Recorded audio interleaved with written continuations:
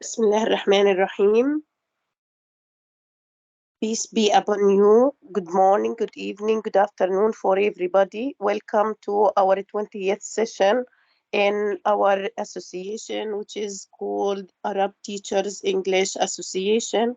My greetings. I am Shawqia Hawawre from Palestine, the president of this association, and I welcome all the attendees from all over the world. Let me first introduce our guest speaker from Egypt, whose name is Dr. Mai El Nekhely. She is the head of English department and the training head of an international school in Egypt. She is certified Cambridge trainer and has got more than 21 years of experience in teaching, monitoring, and training. She has got a PhD in curricula and EFL instruction and a BA sorry, and a BA in the English language. She is the Nile TESOL and many other things, and got much experience in organizing and coordinating offline and online events with Egyptian and foreign experts. She has also got experience in managing and coordinating joint educational projects locally and with foreigners. She is also a TESOL TO monitor, and she has got many online courses, and she has got certificates from universities of Arkansas. She has presented at national and international conferences, and her work has been published. In the meantime, she is taking a diploma in the theory and methodology in TESOL from Notting. Thank you, Dr. May, for accepting my invitation in order to deliver this webinar, which is titled about how to be an online teacher. In this session, she will discuss the 21st century skills needed for the global teacher, and she will demonstrate how a modern educator should act in accordance with the 21st requirements and how this affects the educational process. The session will be interactive, and also she welcomes your questions at the end of the session. Another time, welcome Dr. May, and thank you for this for accepting our invitation. Welcome, dear. Thank you. Welcome to you, Ms. Shawqia, and thank you so much for the invitation, and welcome all of the attendees. My name is Dr. Mai Ahmed El Nekhely, not Nekhla. I'd like Yes, just to sorry. make correction, but thank you so much for the wonderful presentation, Ms. Shawqia, really. Thank you. Thank you. Now, please begin your presentation. I will share it for you. Now I'm sharing. You can start. All right. Is it a slideshow? Can we make it a slideshow? Yes, I can. Thank you. Welcome.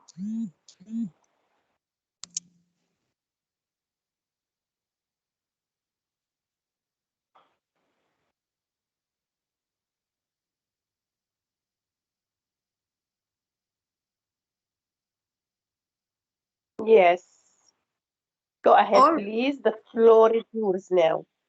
Thank you, Ms. Shawqia. Thank you so much, and welcome everyone. Welcome.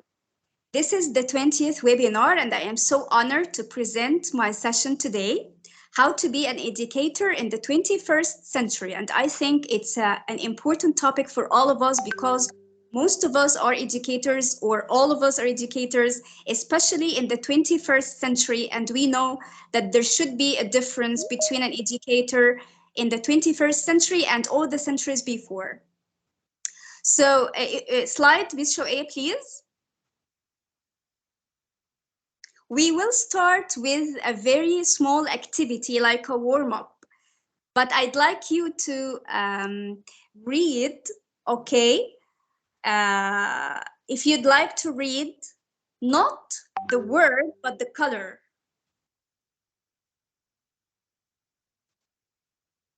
Not the word, but the color. Can someone speak in the microphone? Is it available? Yes, yes, they can raise their hands and speak. Okay, so please raise your hand. All right, Miss Yes, Aravinda.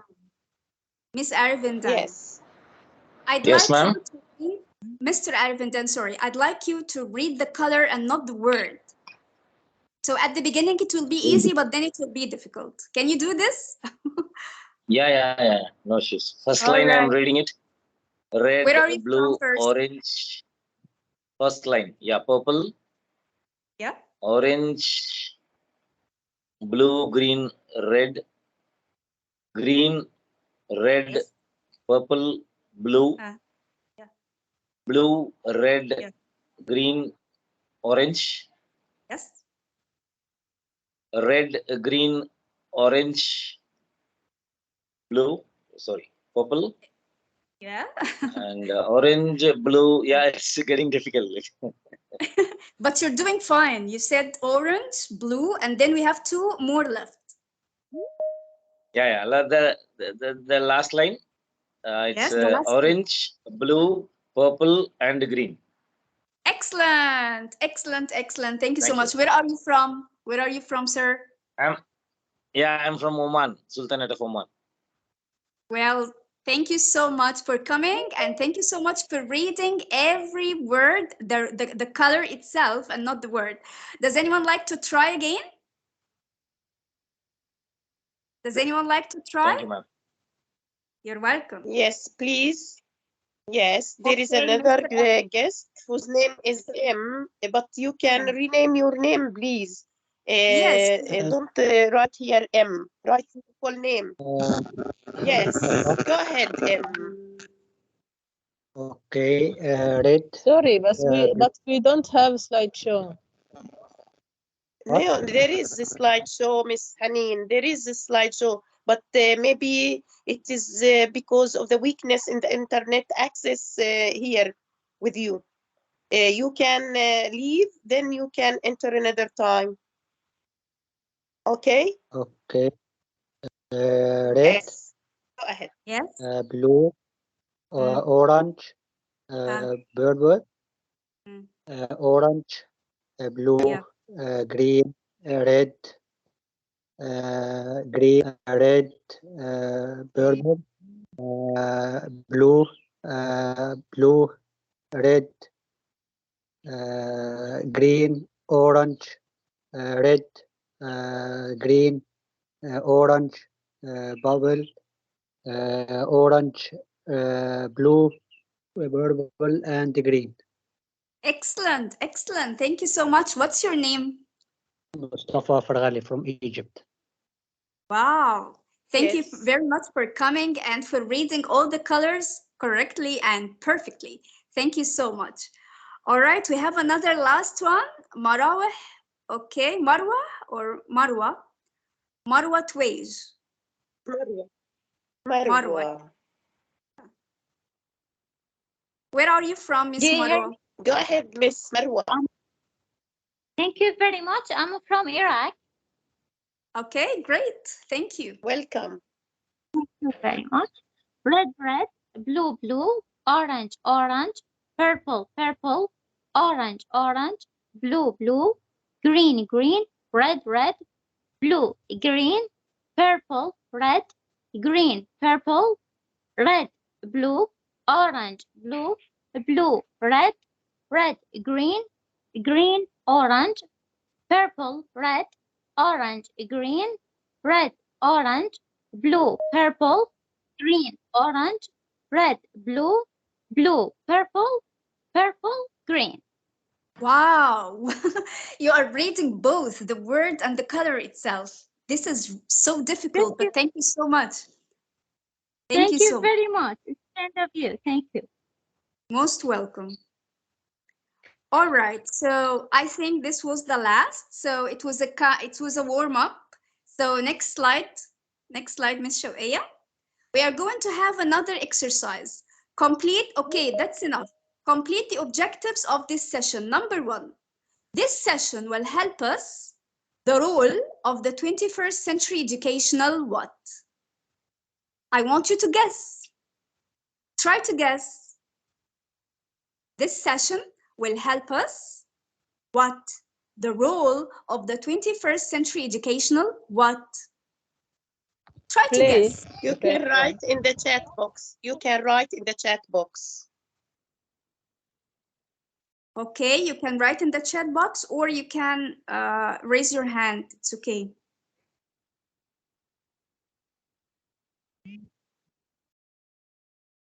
Sorry.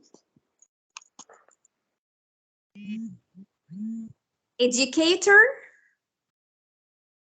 This session will help us what? The role of the 21st century educational educator. Okay. Or educational. Or help us what? This session will help us what? Will help us what? To play. Miss Shawqia, can you click?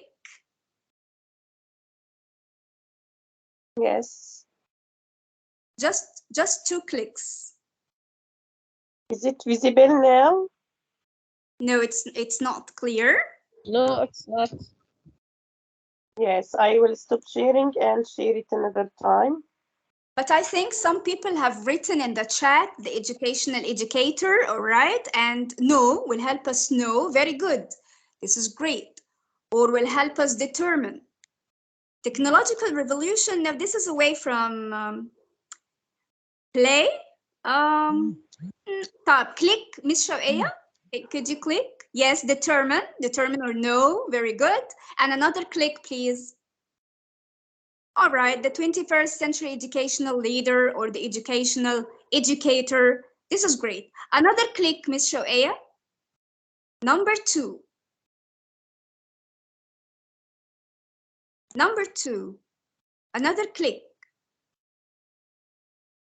I click it, but because of the internet access. Yes, this session will help us compare between old school and school leadership.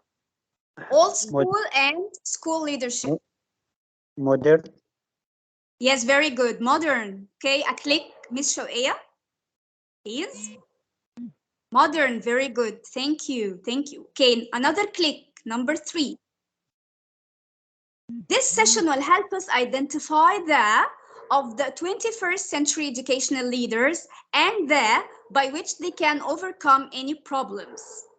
Rules. Okay, but identify the roles, all right?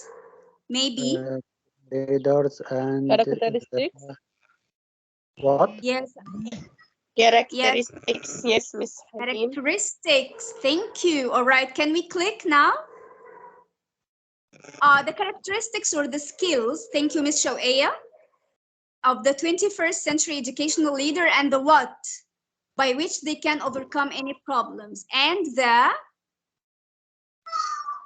the methods by which they can overcome any problems and the methods. All right, what are the 21st century skills? We have 4 skills that start with a C: creativity, collaboration, critical thinking, and communication. And we have some sub-skills like digital literacy, like technical or subject area expertise. We have to be experts in the subjects that we are teaching, interdisciplinary connections or area studies, and empathy. This is very, very important. If we determine these 4 skills and the sub-skills, then we can touch the characteristics and the skills of the 21st century that all of us should have, not only as teachers or educators, but people who are working and who are communicating in the 21st century. For example, anyone should be creative at his work. Anyone should be creative. The learners, the teachers, any person at any job, they should be creative in this century. Without creativity, we cannot reach anything. Also, we should have good communication skills because we are not living alone in this globe, on this planet. We communicate with others.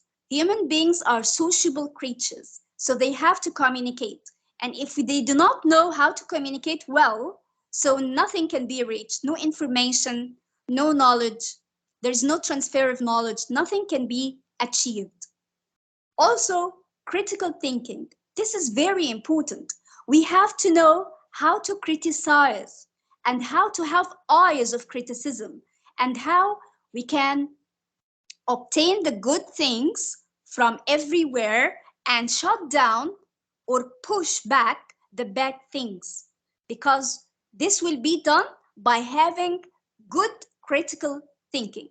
And we should educate our learners to have this skill, because of course now we are living in globalization and all the planet is like a small village, and we have the internet, we have everything is open, all the channels are open. So if we do not educate our kids and our learners how to be critical and how to criticize what they are absorbing from the other cultures, of course this will be dangerous.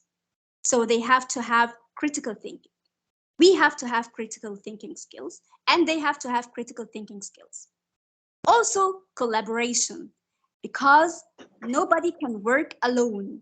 Nobody can work on his own. So they have to collaborate.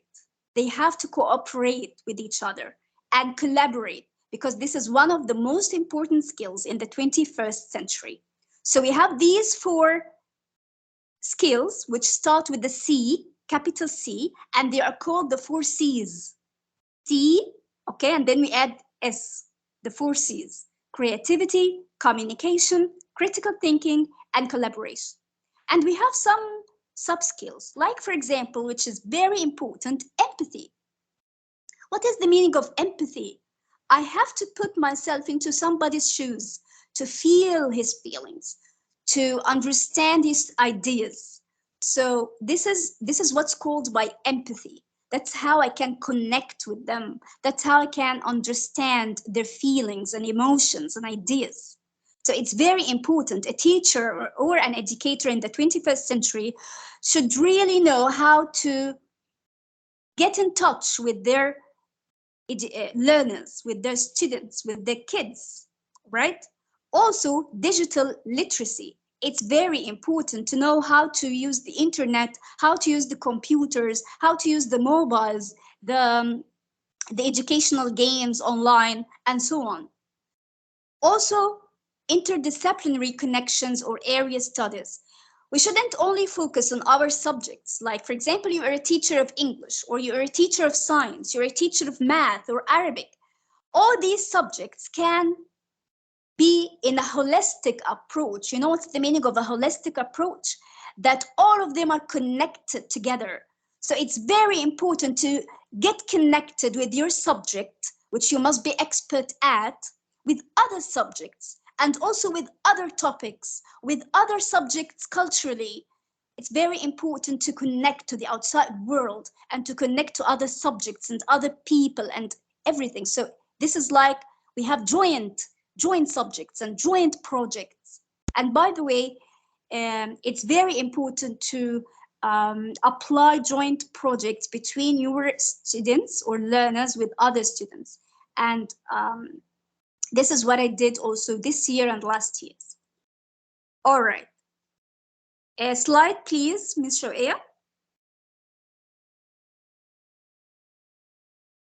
Yes. Okay.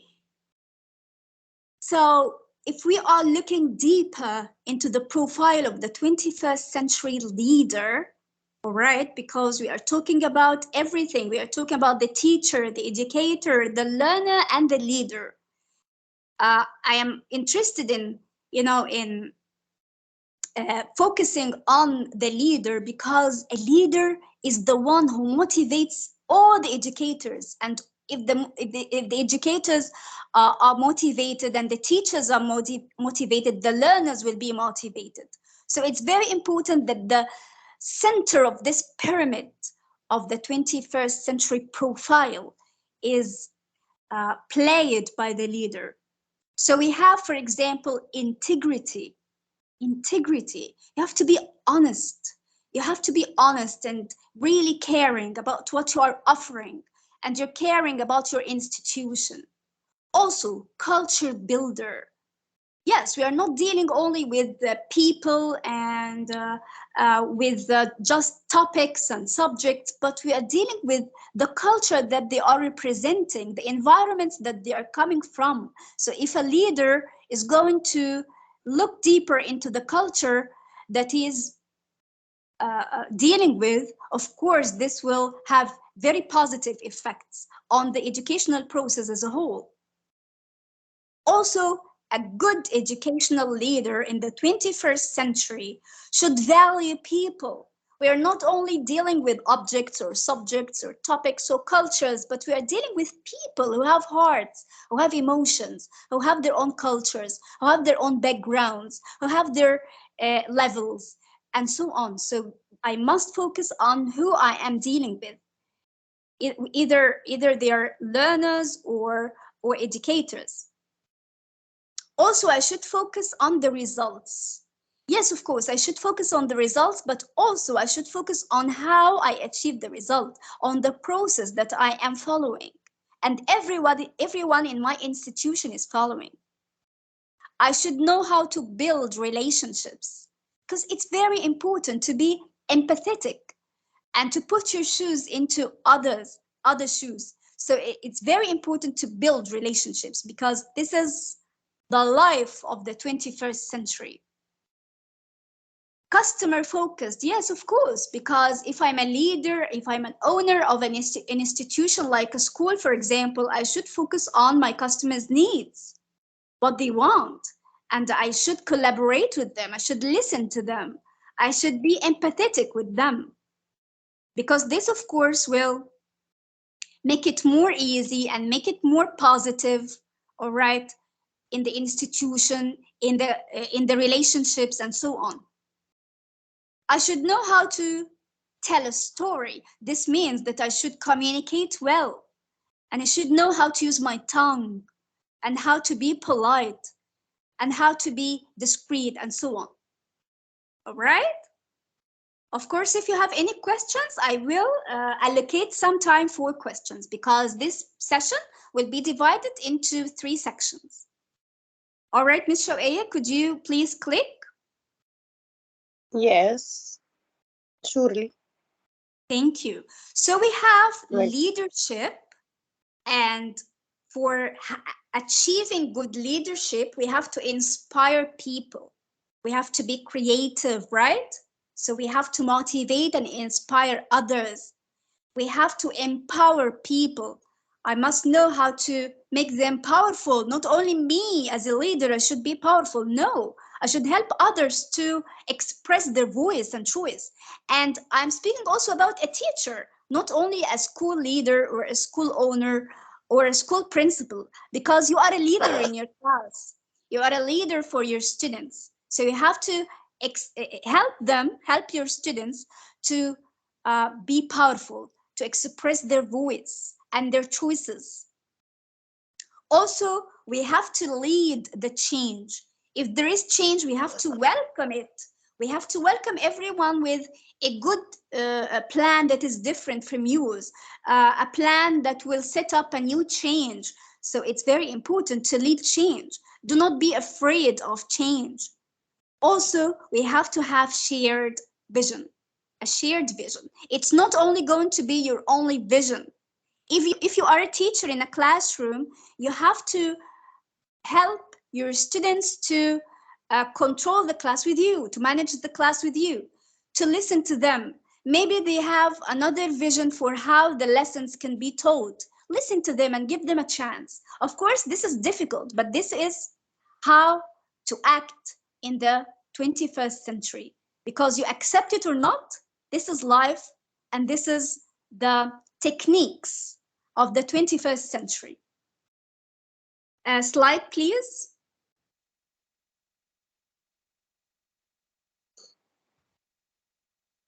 Okay, we have, I think, someone who is raising their hand.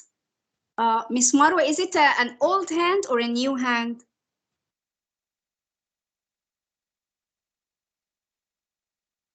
I think it's It's an old one. All right. Yes, maybe. Yeah. All right. So the 21st century principal skills, we have educational leadership, setting in instructional direction, because this is very important, where you are going with your institution. Teamwork, of course, you have to set up a good environment for teamwork.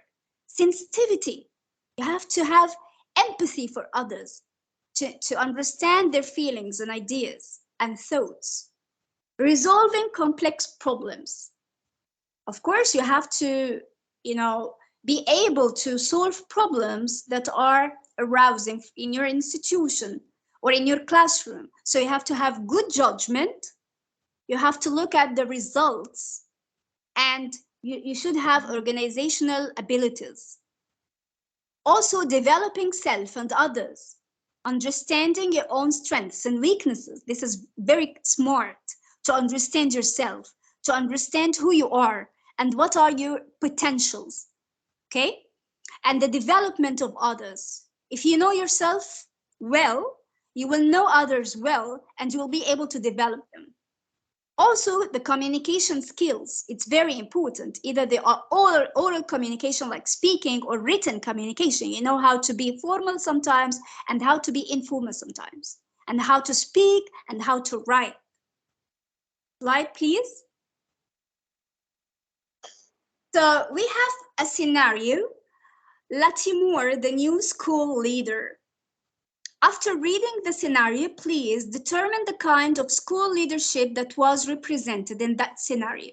So we are going to have like a small story of a new leader who's coming to a school. Okay, maybe this is not an easy job for some of us, because if we go to a new place, of course, we will have a lot of difficulties, right? So let's see if this new leader, Latimore, is acting right or wrongly. Please click a slide. We have a school environment. Okay, this school environment has some characteristics. For example, the dominant values are, we have low performance expectations have been accepted by the old school principals, staff, parents, and students. So we have an old leader, a principal of this school, and we have teachers, parents, and students. And all of them have accepted low performance as if it's becoming natural, normal. The norms at this school, this new place that Mr. Latimore is going to, we have the students with poor performance. They have been accepted by the staff, the teachers, the parents, and administration. So nothing is really, irritating them, because we have low performance of students, and it's okay. Okay, the old principal says it's okay. The teachers say it's okay, we cannot change anything. And the parents have accepted this. Feelings, what about the feelings in this school? Passive feelings, not positive feelings, not good feelings. Of students' bad behavior, because they have bad behavior, and low performance. So there is an atmosphere of very little positivism. Okay, let's go to another slide. Do you like to have more challenges? Okay, well, we have deteriorating neighborhood. We have a lack of repair to sidewalks around school. So even the environment inside the school and outside the school is very bad. The neighborhood is deteriorating, it's very bad. We have also lack of repair to sidewalks, the pavements, they are not working well. There is graffiti on playground, oh my God. And there is an area around the school that is filled with what? Oh, weeds and litter. And we have broken swings and seesaws, like in the playground. The children cannot play in their break time. All right, slide. What's Mr. Latimore is going to do? All right, now we have questions. So you can type in the chat box. What is the kind of the school environment? Is it positive, negative, disciplined, or messy? And you can choose more than one answer. So we have A, positive. Do you think it was a positive environment? Number B, No. negative. Someone has said D, it's messy. Thank you. Yes, I agree with you. It's messy, of course. And there's another choice. Negative. Negative, thank you. So it's negative and messy. Oh my God, Mr. Latimore, the new leader or the new principal, is going to lead a school with a very bad environment, which is negative and messy. Okay, another question. How can Latimore face such challenges? A click? Let's click. No, before the click, can you try to guess how Latimore can face such challenges? This is my question for you, and there are no choices. What? Yes. Maybe make some new differences in this school, like give some positive feelings to students, or to try to try something new. Yes. I like very much that you started with the students. Okay, because you're starting with the human side. And also, he should interact with the teachers, right? Yeah.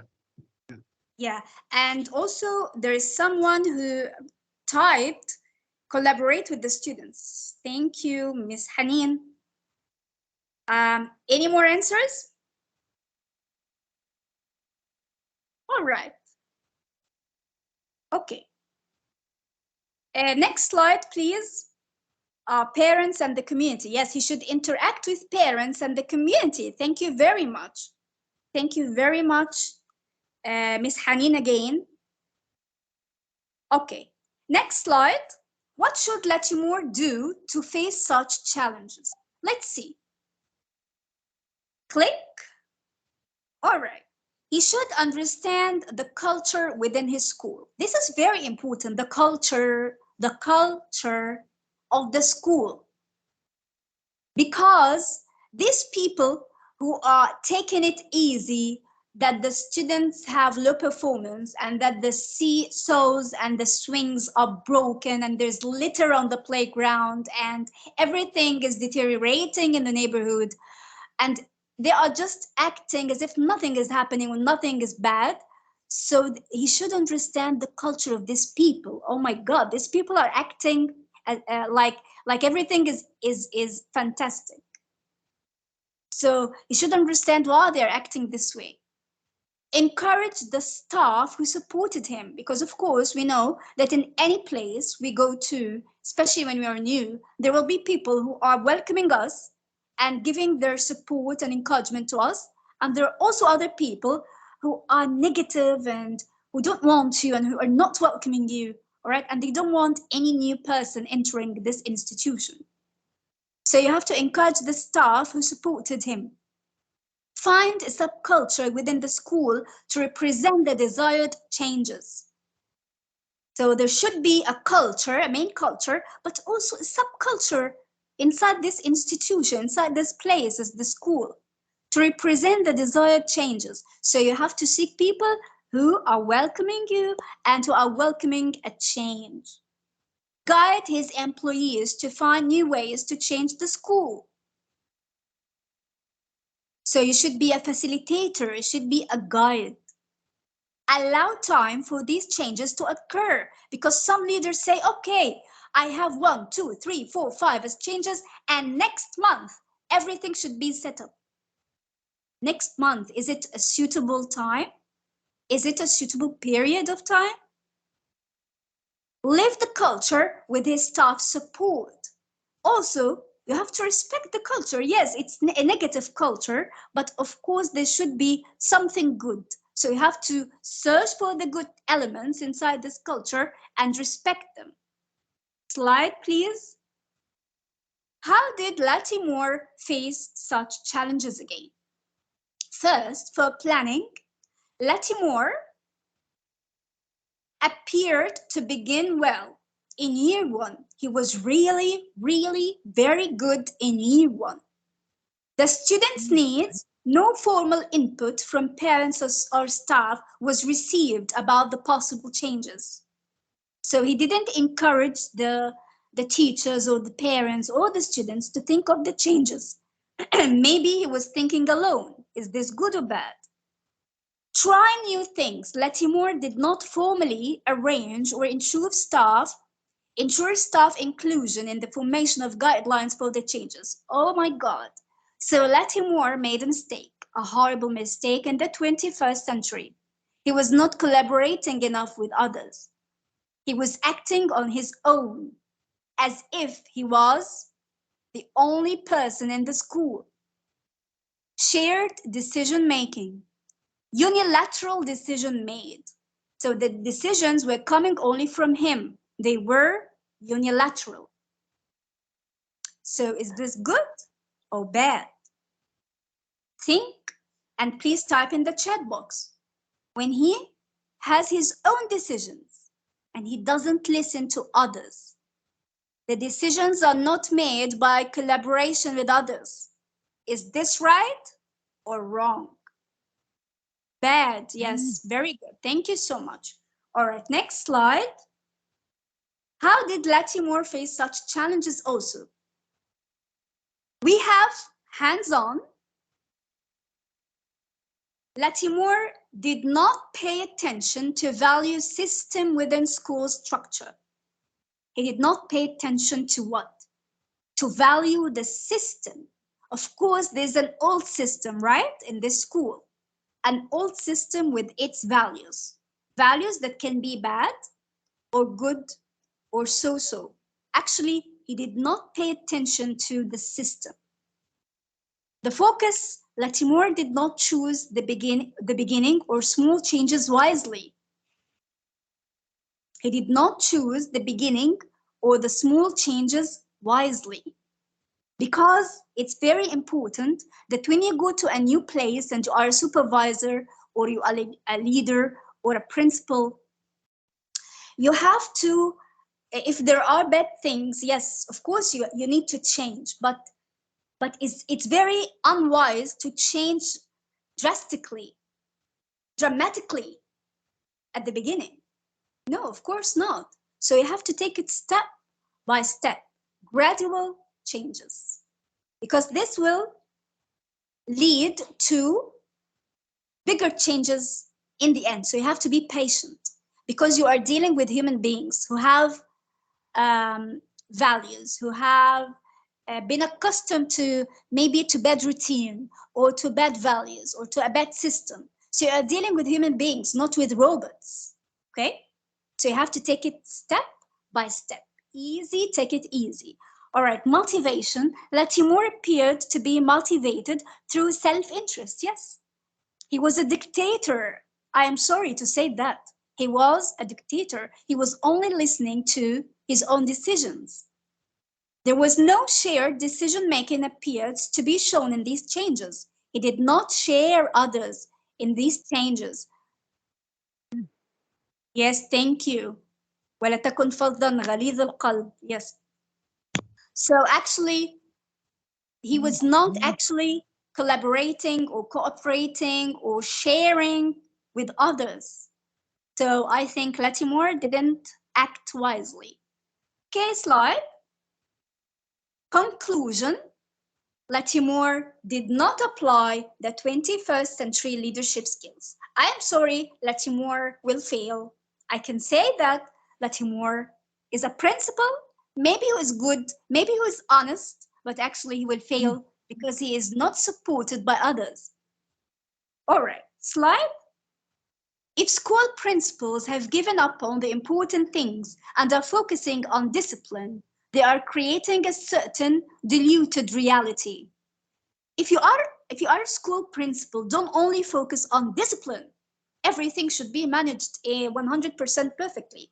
No, in the 21st century, this might not be the case. Maybe this was in the 20th century or the 19th century or the 18th century, when you go to classes and all of the students are just silent because they were afraid of the teacher, right? Or the school principal. But this is not the case now.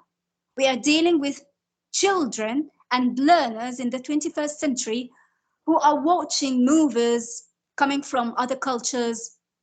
And of course, other cultures, the students are not silent in the school, they are not silent in their desks. So you cannot focus only on discipline. So it's a diluted reality. If they are focusing only on discipline, it's a diluted reality. In an organization that functions properly, discipline should be a marginal issue. And this was said by Itai Talgam. Okay. Next slide. Which school leader will you choose? The disciplined, the liked and charismatic, the inspirational and motivating, or the trusted? You can choose more than one, by the way. Which school leader will you choose? A, the disciplined, B, the liked and charismatic, C, the inspirational and motivating, D, the trusted. B, the liked and charismatic, C and D. Okay. All right, so we have different answers, I think. We have B, we have C and D, all, we have C, we have B, we have C and D. Okay, if are, yes? Can you raise your voice, please? A and C. A and C. All right. Actually, I cannot say that some choices are bad or some choices are good. But of course, you cannot just choose A, the discipline. No, you have to choose it with another letter, another choice. I think the trusted is very important. I think the inspirational and motivating is very important. The discipline is very important, and the liked and charismatic is very important. So I think Miss Wafa said all. So I think my answer will be like Miss Wafa's. Yeah, all, yeah. Yeah, I think all of them are important. Good evening for everyone. Good Good evening. evening, Miss Wafa. Hi, How how are are you, you? Mrs. Shawqia, and how are you, Dr. Welcome. Fine, Alhamdulillah. I'm fine, thank you. I think it's very important to choose the school leader with the whole values that we've got here in the choices, because we need the disciplined, the liked and charismatic, also the inspirational and motivating. In addition to the trusted school leader, we need all of this because we have varieties and differences between the teachers themselves and the staff itself. So we need the teacher, the school leader, who plans very carefully the whole plans for his school, for all the teachers, with different styles, with different techniques, with different ways, with different also treatments for his staff. So we have different teachers, and we need different skills, different values in one person. So I think he must be patient for his teachers, to obey and to be able to change in themselves, you see. So it's very important to choose A, B, C, and D. So we need all of those values in one school. I think And this is I my agree. opinion. Yeah, I agree with you, Miss Wafa. Thank you very much. You are welcome. Okay, thank you. Next slide, please. Keeping students engaged in online sessions. This is the second part. Okay, so in the first part, we spoke about the 21st century skills and the skills of the good educational leader in this century.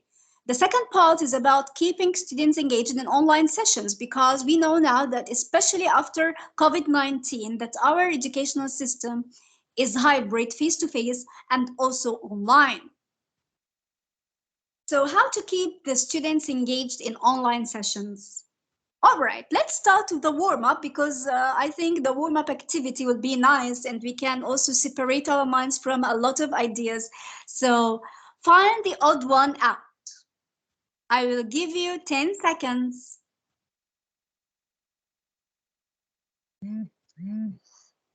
Yes, thank you. Mr. Unknown, I don't know what's the name. He said the O. Where is the O? Yes, where is the O? In the last line. In the last line. The last line. Yes, Miss In the Shawqia, last thank line. you. Thank you so much. Yes, All right. thank you. All right. Now slide.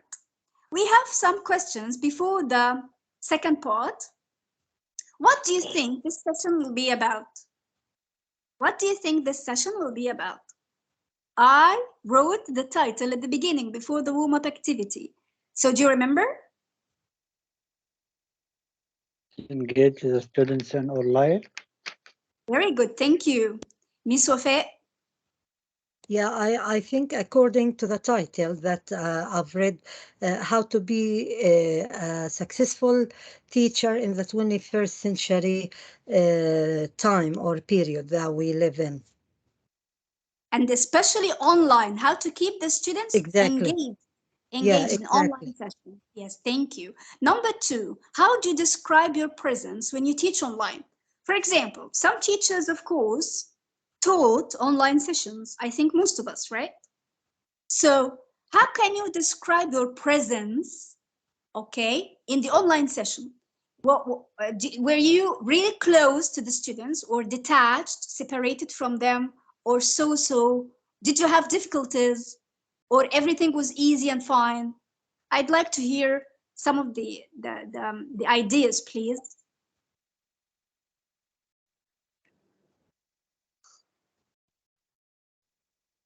Yeah, it was related with the internet issues, ma'am. Separated from the students? Yeah.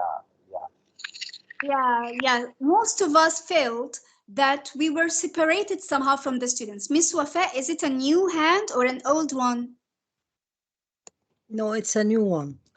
Okay. Excuse me. I'm a supervisor, a training supervisor, and I'm a trainer at the same time. So when I train my teachers online, it's very difficult for me and for them. Why? Because there's no immediate contact by eyes, by hands. But I think I have to be cautious for every word, for every request that they ask me. Also, I think face to face is easier than teaching or training online, but according to circumstances that we live in, so we need to train or sometimes teach online. So I think it's not easy for both the teacher or the students themselves. This is my own opinion. Yes, thank you. I agree with you totally 100%. Thank you so much, Miss Wafa. And someone said that it's a cold environment, right? Miss Hanin said it's a cold session. Thank you very much. I really like this expression because we feel detached from the students and the students feel detached or separated from us. So it's like a cold session. There are no feelings or warmth, right? Or closeness. Thank you, Ms. Hanin, and thank you, Ms. Wafa, and thank you everyone who answered the questions. Okay, slide. Learning in COVID-19 time, the role of the learner. Actually, if you are a learner, okay, a student, yes, someone wrote, we will not know the feelings of the students exactly. Thank you very much. All right.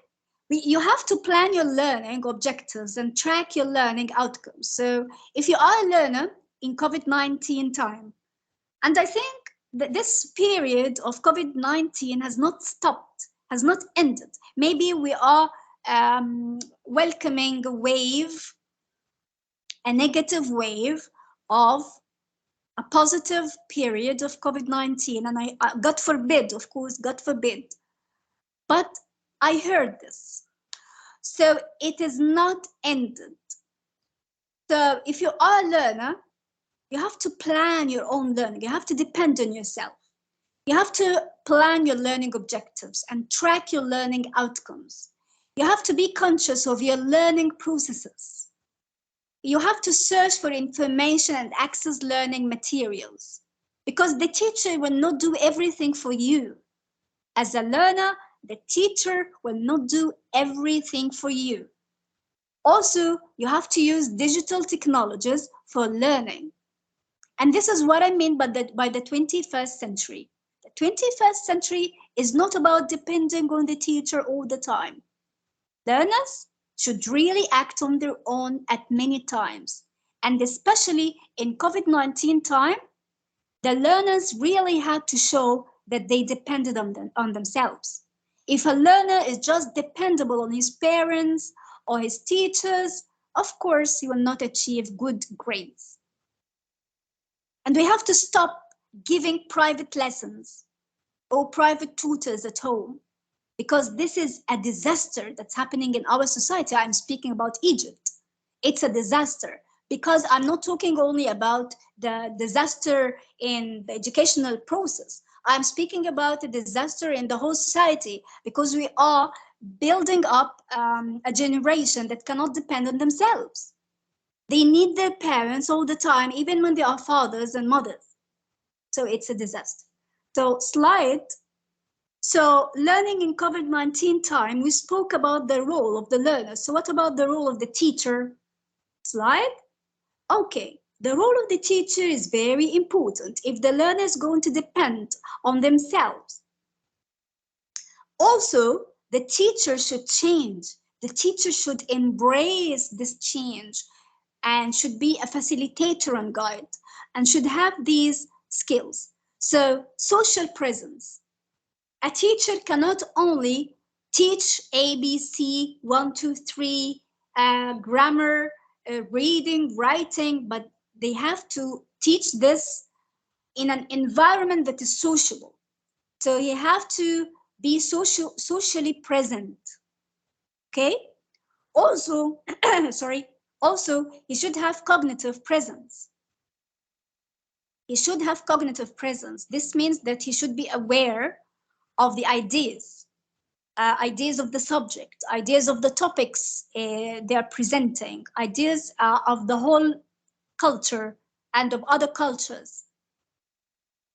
Emotional presence. Yes, of course, as a teacher, I must feel for my students. I must feel for my learners. I cannot separate them from me. But sometimes I'd like to ask you this question, because from my experience, especially when I'm dealing with teenagers, they are pushing us away. They don't want us to interact with them socially or emotionally, except they choose only some charismatic teachers. This is, of course, hard, because it puts a lot of pressure on the teacher, because now in the 21st century, the students can fall for, what's the meaning of fall for? Deceived. They are deceived by the charismatic teacher, the teacher who is funny and who tells them jokes and who is so emotional with them and so social with them, but they are not really learning enough from this teacher. But unfortunately, some very, very good teachers can fall behind, okay, the system, because they are not actually going through the students' lives, or they cannot be charismatic enough for them. They cannot be sociable enough for them. So the students are preventing themselves from really learning from these very, very good teachers. And they are choosing other teachers and they're putting them in the front. So it's a serious generation and it's a serious time, because they are globalized and they are open to many channels on the internet and on the dish and the TV and so on. So everything has become visualized. Everything is offered to them easily and at a glance, So they're not going to tire themselves up by searching or doing researches or listening to these very good teachers. Maybe they're not charismatic enough, but they have a lot of good skills as teachers and good also ideas and cognitive skills in their subjects and topics. Teaching presence. You should know how to be a teacher. You should know. You should know how to control your students. You should know how to set up good rules. You should know how to, yes, somebody has written in the chat, Miss Haneen, there isn't body language also. Yeah, I agree. Some teachers don't use their body language or facial expressions, and especially in online sessions, yes. Except when you turn on the camera. But of course, this will be hard. And in the integrated values, we have supporting the schools, we have selecting content, we have learning climate, we have emotional feedback. So a teacher can be described as what in the 21st century? A magician? I don't know. Maybe he's like a magician. I don't know. Maybe he's like an actor. I don't know. But it's becoming very hard for teachers to interact with their students. I really like you to give me some ideas of your experience of how you interact with your students and if you are having a hard time or an easy time with them. You can raise your hand, please. How do you interact with your students? Do you have a good time with them? Do you have a hard time?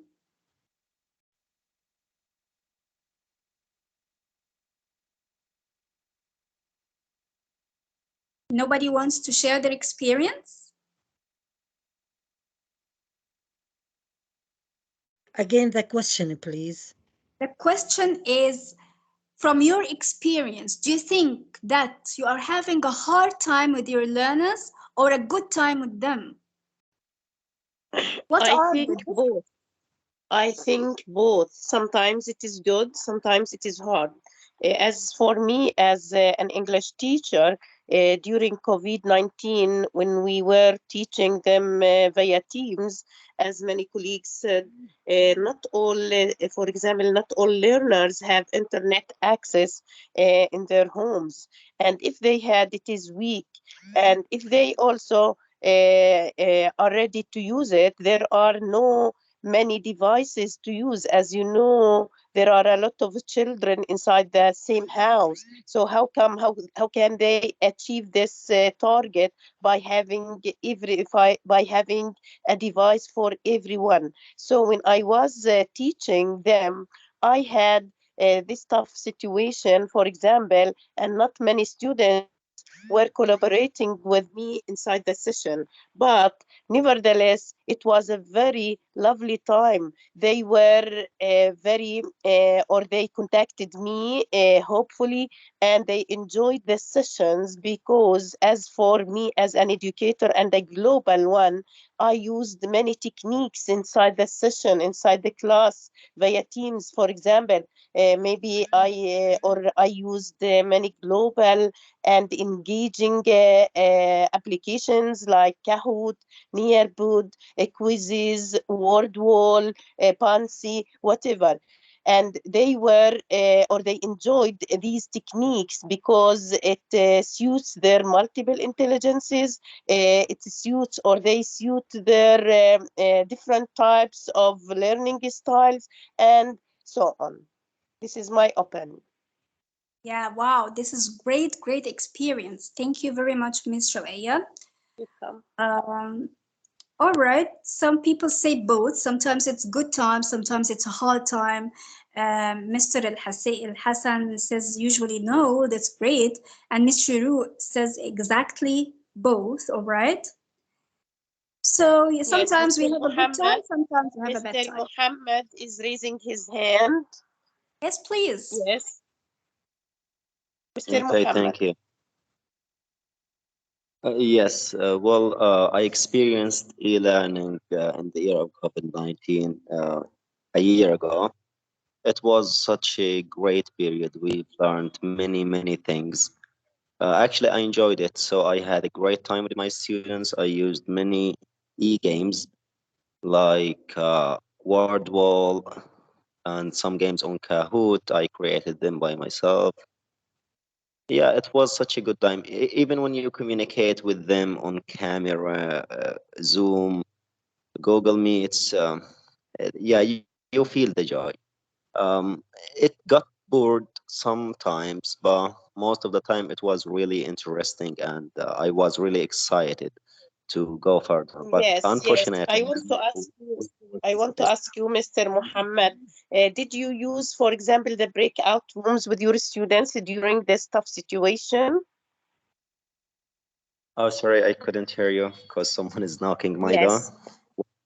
Yes, sorry. I asked you, did you use the breakout rooms with your students during COVID-19?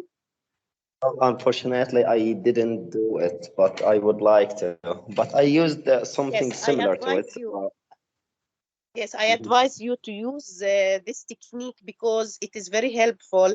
I used it in the last period, and my students enjoyed it very much because they collaborate inside the rooms, they help each other, the peer education, and they were very happy to be inside these rooms. Well, thanks for the recommendation. I'll try it soon if Thank, it's possible, inshallah. thank you. Inshallah. Thank you very much, Mr. Muhammad. And slide, we are going to meet the father of distance education. Michael Graham Moore, in the 60s, he wanted to help rural farmers in East Africa to take lessons through the radio. So we can actually say that he was the first one to create distance education, or he was the advocate or the father of distance education. Slide, we have key shifts and considerations for distance learning or online learning. For example, we have a comparison here between school-based learning and distance learning. School-based learning happens in school, of course, but distance learning happens with learners. All right. Also in school-based learning, it's paced, scaffolded instruction. But distance learning, it's asynchronous instruction and self-paced. And we're going to discuss this later. Also in school, we have immediate feedback cycle. But in distance learning, we have intentionally designed feedback systems. In school-based learning, we have consistent setting. But in distance learning, we have sitting and resources vary. They are different. Okay, in schools-based learning, we have common defined schedule. Of course, we have a certain schedule. But in distance learning, we have schedules dependent on family needs. Sometimes. Also, school-based learning, student work is visible. But in distance learning, learning must be made visible. So this is the difference, and it can also make us think that distance learning is not easy. Sometimes we think that it's easy because we can teach a lesson from home and we are at ease, not like when we go to school inside the classroom. But actually, it's difficult. It's difficult for both the teachers and the students unless you are very experienced and you are using a lot of techniques like Ms. Shawqia and Mr. Mahab. Okay, slide.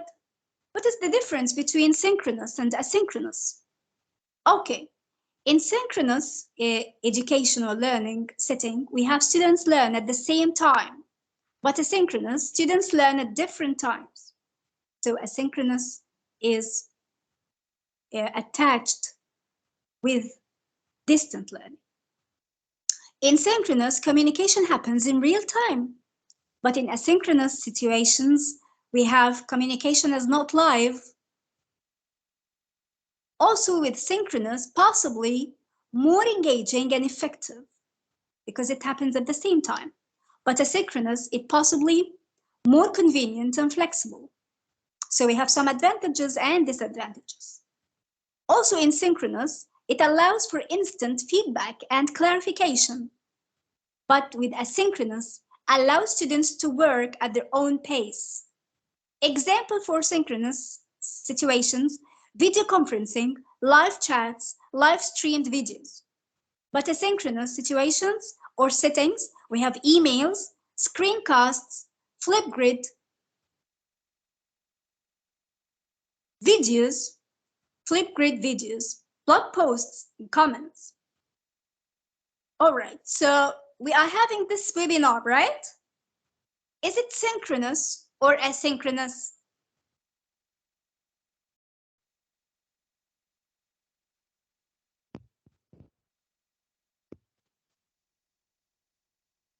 Miss You Haneen says, mean to choose?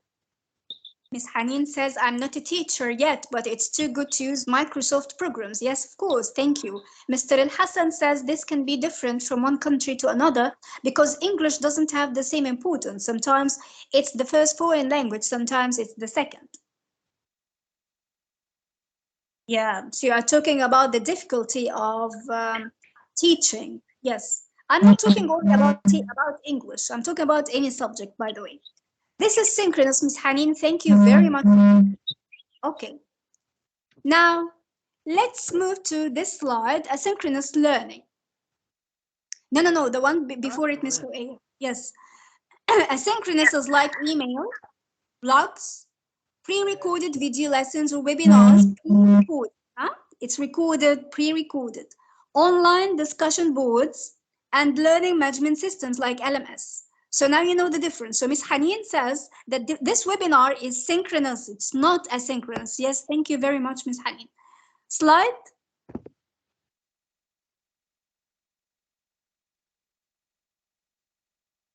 Yes, Ms. Nawal also says it's synchronous. Thank you.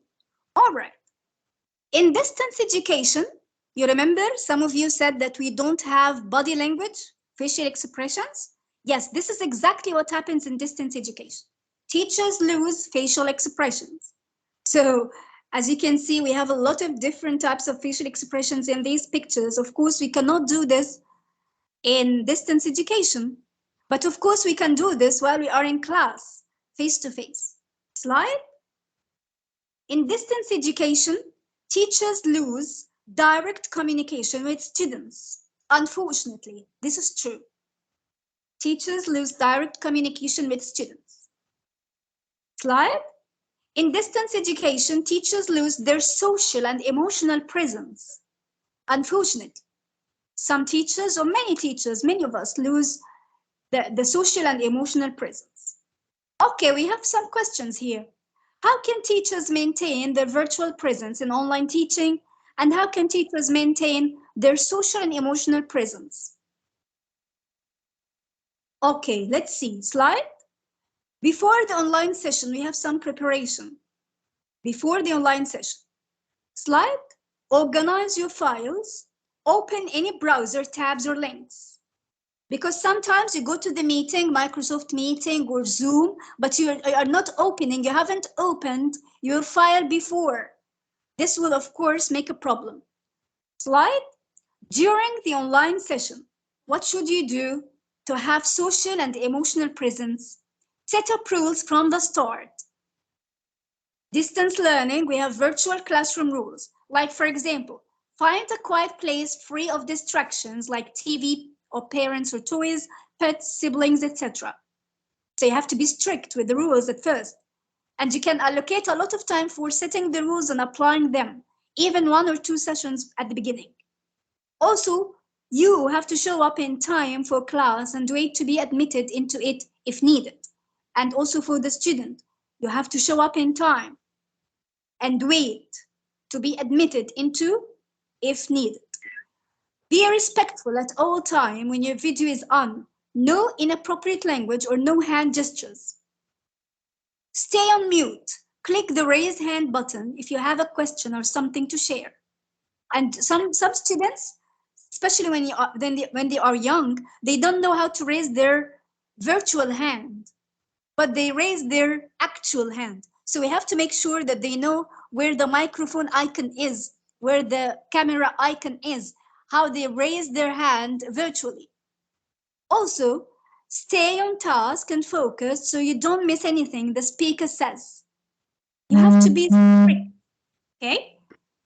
Next, specify a time for students for communication apart from the online sessions.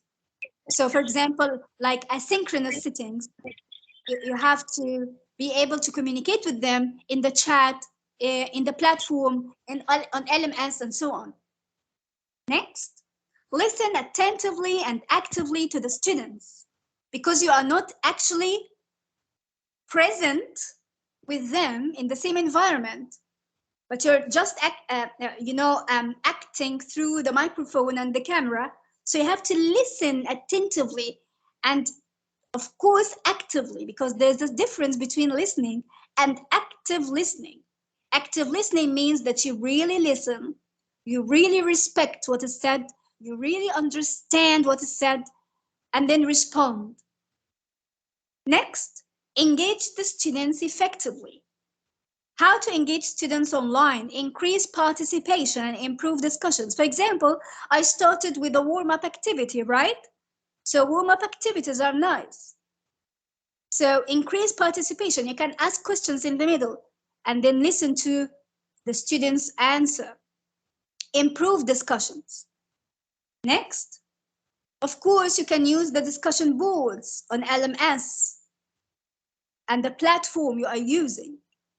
Next, use online games. Like Miss Shawqia was saying that she uses a lot of online games, Kahoot, and these websites that are really interesting, educational games for kids. Next, after the online session, use a concluding remark and best wishes statements. For example, I am sending you love, peace, happiness, and my best wishes to all of you. Thank you, my dears, and goodbye. Till I meet you, I wish you all the best. Of course, these concluding statements can really bring some kind of attachment with your students. Next, collect students' feedback. So the students can send their feedback to you about the session through online forms like Ms. Shawqia is doing, all right? And I hope that you write in these forms your feedback about the session or the webinar, also through the chat box and so on. Next, there is a question. How can you maintain your social and emotional presence in online teaching? Do you remember anything from what I said? How can you keep your social and emotional presence in online teaching? You can type in the chat or you can raise your hand. Mr. Muhammad, it's an old hand, right? Oh, I'm sorry. I already forgot my hand, but it's okay. I can answer the question if you'd Sure. like to. Okay, so Okay, it's a how lucky can we hand. maintain social and emotional presence in online teaching? Well, I guess by keeping up to date with your students, like asking them, "How are you? How was your day? Tell me, what did you do today?" And the next day, you ask them about yesterday's event or yesterday's action. So you just need to let them that you care about them. You remember the specific details that happened in their previous day, for example. Yeah, I guess this is a good technique to be socially and emotionally close to your students. Excellent. Thank you so much for your wonderful answer. All right, so we have also another one. Another Miss Haneen, I think. Yes. Hello. Yes, Hello. can hear you, yes. Yes, Yes. in my opinion, there is, or we can use the camera to appear our emotion for our students. But if we don't to use the camera, there is some symbols which we can use it. Yeah. Yeah, so you have to turn on your camera as an educator or teacher in online sessions. Of course, this is very important because this will, we can communicate more with our learners through interacting with our faces, facial expressions, body language. Yes, of course, but of course there are other things. That's right. Okay. Thank you very Yes, much. also, Dr. Mai, I guess that the trust between the educator and the learner, the trust between the educator and the learners is very important issue. Before many years, I watched the video, why is Finland #1 in education in the world? And they focused and concentrated on trust between teachers and their pupils, because if you trust your student, for example, abilities, he will be more better and better in order to show you or to prove for you that he is for this trust, or he is good in trusting him. So keep a trust in your student, motivate them, inspire them in order to upgrade their proficiency, their understanding, their engagement, and their also contacting between us as teachers and students. Thank you very much. That's quite true, Ms. Shawqia. And also, I want to remind everyone that you have to prepare the lesson very well. You have to open your files before starting the meeting, the online meeting. You have to get prepared. You have to set rules from the beginning, especially to young children who don't know how to use the microphone or the camera or raise their virtual hands.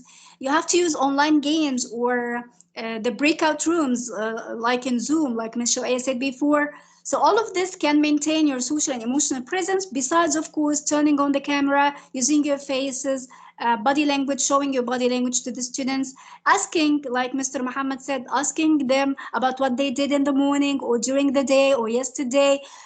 All of this, of course, will help you maintain or keep your social and emotional presence more in online teaching or in distance education.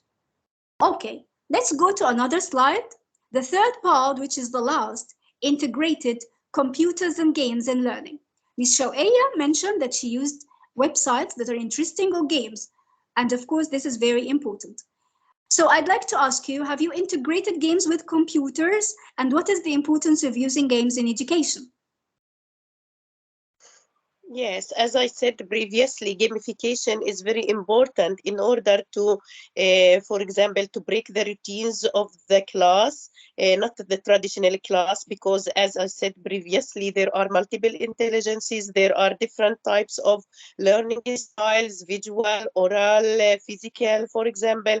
So I can engage my students in my lesson either virtually or face-to-face by using games. For example, some of the games that I used, as I mentioned previously, Kahoot games, quizzes, word wall, and I saw that my students were very motivated, and they were competitors, or there was competition between them, who will be the winner, who will be the first one in order to say or to inspire the others. So I advise all teachers or educators to use these global and inspiring games in order to engage the students in the educational process, in order to upgrade their proficiency in the language, especially here in Arab countries. As you know, English is not our native language, and many students said previously that it is a tough language.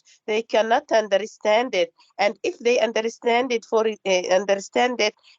example, when I ask them to use or to give me a sentence, or to say a sentence by their own, they failed. But now, after using these games, many said that they were or they became better and better in the language. They were motivated, and they also imitated me in creating such global games in order to be engaged. So this is my opinion.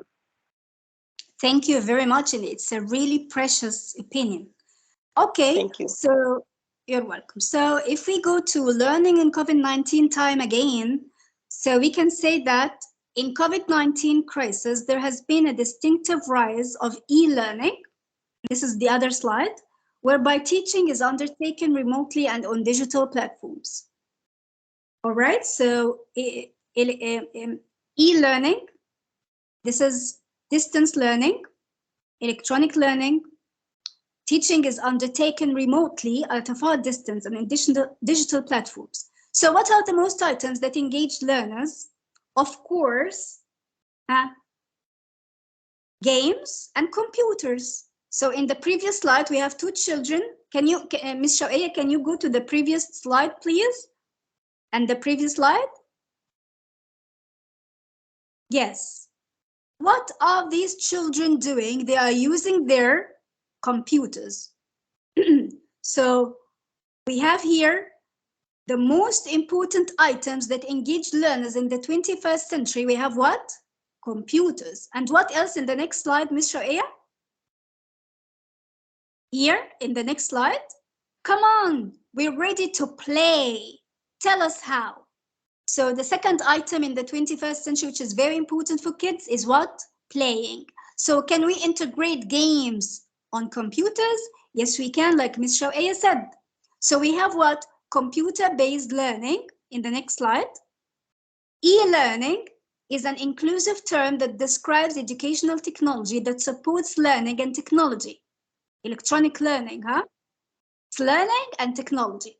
Create a blended learning environment where the students utilizing different classrooms aids or laptops, in which traditional classroom time is reduced but not eliminated and is replaced with some online learning.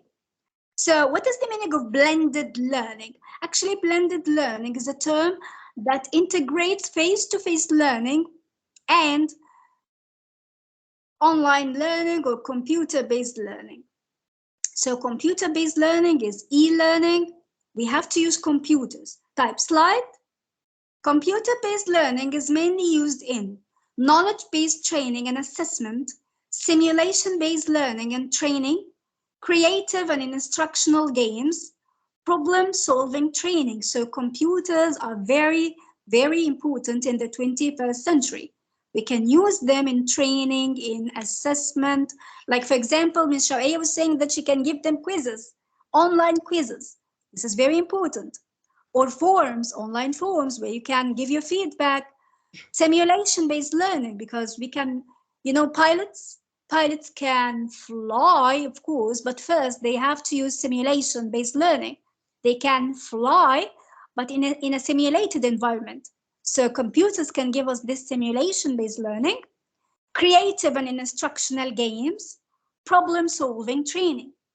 Next, the advantages of computer-based learning are it provides more learning opportunity for people from disadvantaged environments. People can learn at a pace comfortable for them because you can, of course, control your own pace as a learner. It's cost effective. Okay, now what about the disadvantages, Ms. Shawqia? Next slide. Students do not have the opportunity for physical interaction with the instructors. Development of computer-based learning can be time-consuming. The software or the hardware can be expensive for some people. Not all subjects can be supported by computer-based learning. Okay, so we have advantages and disadvantages. Slide. What about game-based learning? Because we said that computers are very important for learners. Games are very important for learners. So let us integrate them, computers and games. So let's see what game-based learning is.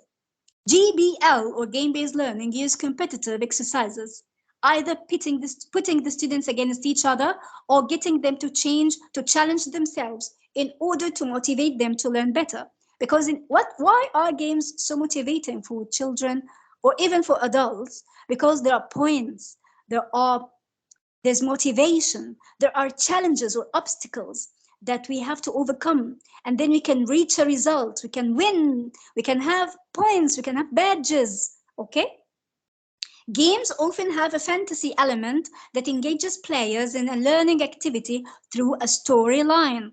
In order to create a truly educational game, the instructor needs to make sure that learning the material is essential to scoring and winning.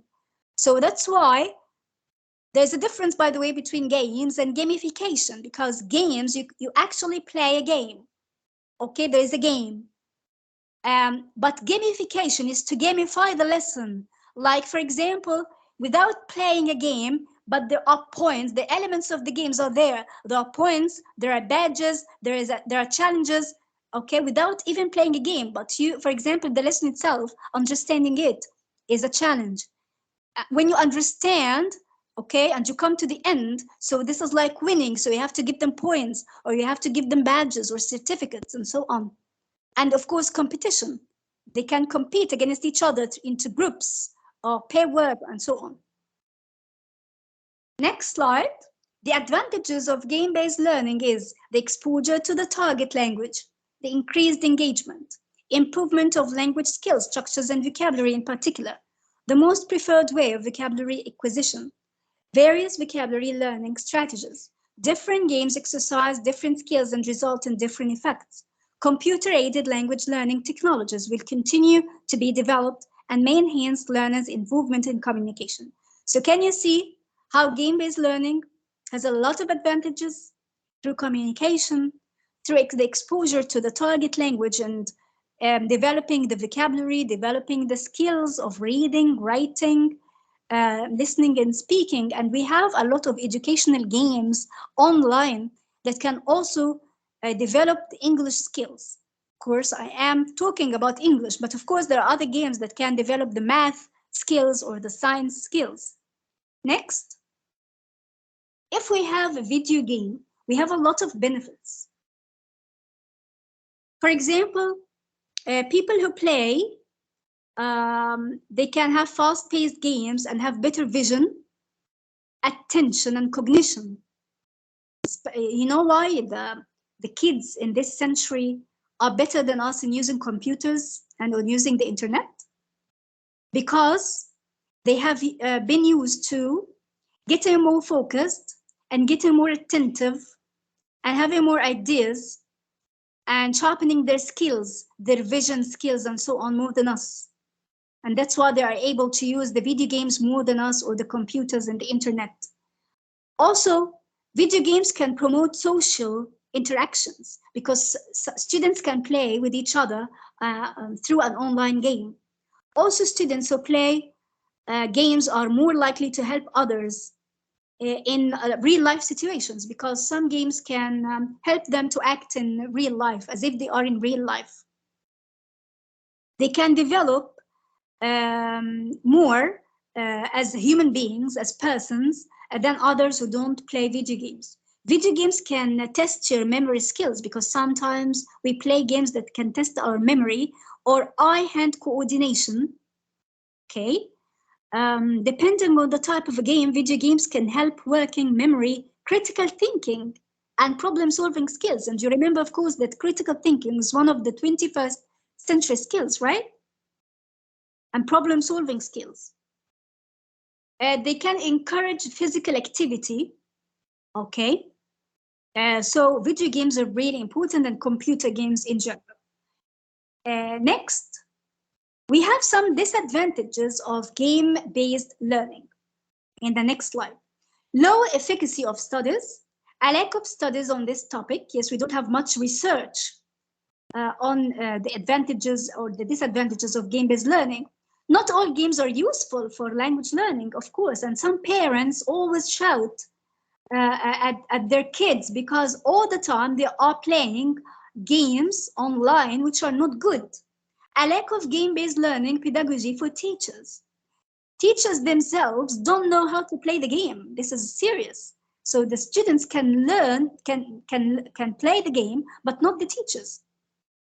Technical and instructional and financial and socio-logical barriers to implementing game-based learning.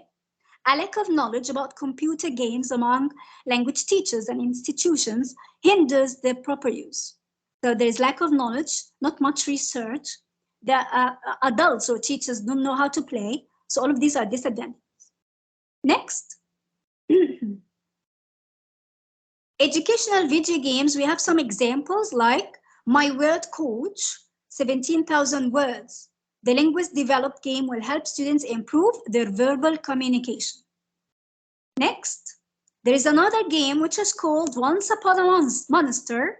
This video game brings Sesame Street, you know, Sesame Street program, favorites like Elmo and Cookie Monster together to read kids' stories and get them engaged and moving through a series of fun and physical games. Next, there is another game, online game, which is called Reader Rabbit for second graders. The Reader Rabbit series are for second graders, but there are other for lower and higher grades, and all get kids involved in reading through a series of fun mini games. Next, also we have National Geographic Challenge. Bolster your kids' geographic knowledge. This is the next slide. With the help of this fun Xbox game. It's the next slide. Yes, we have here National Geographic Challenge game, and it helps helps players to quiz themselves and complete puzzles or explore the world. So we can use this in geography. Next, the Big Brain Academy. They ask players to take on a number of different kinds of challenges which are timed. Essentially, it's a workout for the brain designed to challenge players of all ages. So you can develop your mental skills. Next, the Magic School Bus Oceans. In this game, this is the next slide.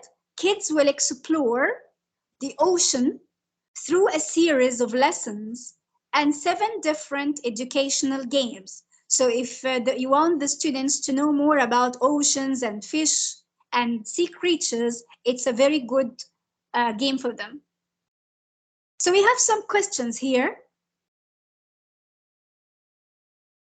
Number 1 in this, the next slide. What was this session about? What was this session about? Or we can say this part of the session, this part of the webinar. We had 3 parts. In the first part, the 21st century leader and skills. The second part, how to maintain your virtual and social presence in online education. And number 3, what was this part of the session about?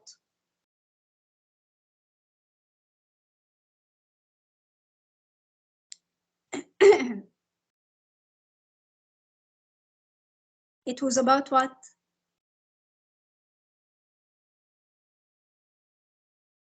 It was about, can you hear me or?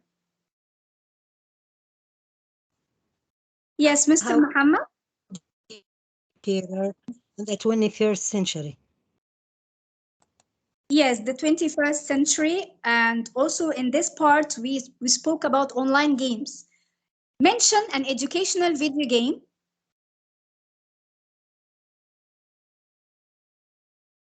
Mention an educational video game. Can I mention some? Magic School Bus. Very good. Yes, Mr. Muhammad, do you have an idea? Once Upon a Minister and Reader Rabbit. Thank you. Thank you, yes. And the Magic School Bus. Okay. Mention some elements of game-based learning. Game-based learning.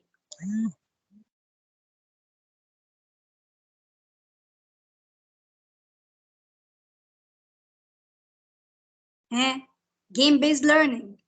We have challenges, we have motivation, we have competition, we have points or rewards and badges, okay? Don't forget this, please. All right, next slide. These are the references. These are the references, guys, in the slide.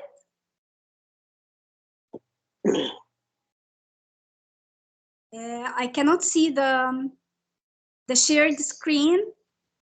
Yes, the internet access becomes weak. Okay, Yes. we have come to the end, but this is my email. I hope that you share the last screen, the last slide, because I have my email, mayaisa169@gmail.com. And this was the end of this webinar. And thank you so much, Ms. Shawqia, for this invitation, and thanks everyone for coming, and thanks for all who participated and interacted. Thank you very much. I really had a lot of fun by presenting this session, and I hope that it was fruitful to all of you. Thank you.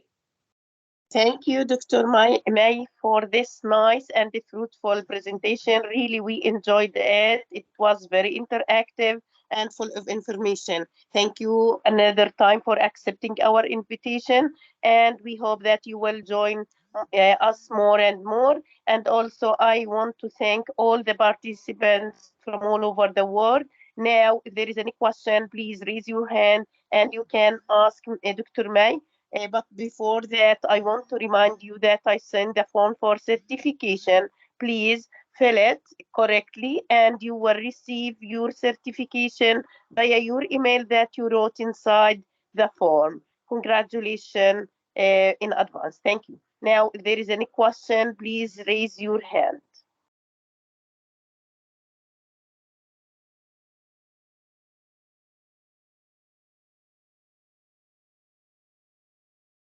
Just to thank you very much for this great session. It's very important to be an educator in the 21st century and to have different skills, different strategies online to have different experiences from educator like Dr. Mai, like Mrs. Shawqia, who's a master and a professional in training online, different programs online. So thank you very much for this magnificent session. Thanks a lot. Thank you so Thank much. you, Dr.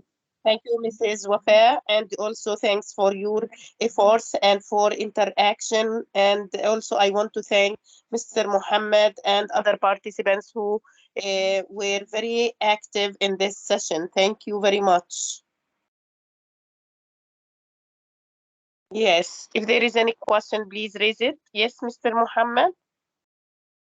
Well, first of all, thank you very much for holding this session for us, and many, many thanks to Dr. May. She really is a distinctive educator and a very distinguished one. We attend many sessions, but rarely we enjoy them like this. So thanks from the Thank bottom you. of my. Thank you Okay, so much, Muhammad. Thank you.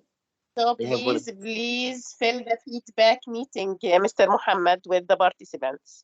There is a I did. feedback meeting. Yes, thank Yeah, you. I did. Thank you. Yes, and Evaluated very, very excellent. But I want to ask only one question to Dr. May. yes. Do you have any recommendation or any website that we as teachers can get some pictures for our kids to describe? I do this activity many times. It works for me, but if you have any website that I can find educational pictures so that I can ask my students to describe the picture, for example, things like that. You got me. Yes, I got you. But of course, I find Google Images that is a very useful place for finding a lot of pictures that are not boring, because sometimes you find pictures that are educational but boring. But on Google Images, you find a lot, thousands of images, and you can pick up of course, the one that's interesting for the students, even if they are educational or even clip arts or interesting images for them. And of course, there's Pinterest. It has a lot of educational pictures and images for the students. What is that again, please? Okay, I will Dentist type or it. what? I will type it. Please. Pinterest. Pinterest, yes. Okay. Thank you so much. I'll have a look at it. I will write it. I will type it in the chat box. Okay.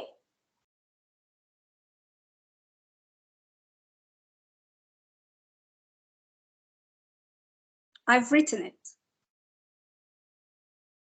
Where are you from, Mr. Muhammad? Yeah, I see it. Well, I'm from Palestine, Gaza, Rafah city. especially. of So course. we're your neighbors. You're from Egypt, Yes, aren't you? sure, and we are honored, Yeah. of course. Yeah, Yeah, we have, Egyptian Rafah and Palestinian Rafah on the that's true. border. Yes, that's true.